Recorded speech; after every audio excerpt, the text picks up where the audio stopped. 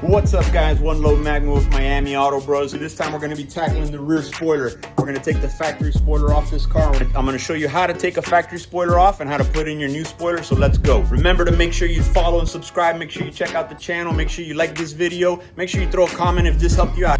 The factory spoiler is just taped on, so we're going to use a trim tool. We're going to slowly come across and you're going to release your spoiler. Don't jab on it. You're going to take a nice soft edge, slowly come in. And what you end up doing is pulling the tape off the body so that you can get the spoiler off the car. All right, so now you see we got our spoiler all taped up. You're going to take a small piece and you're going to move it off to the side. You're going to lay it on the car when it's exactly where you want it. Then you're going to peel the red tape. Then you're going to pull the tape.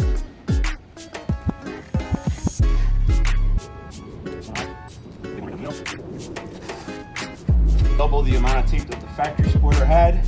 This thing is not going to go anywhere.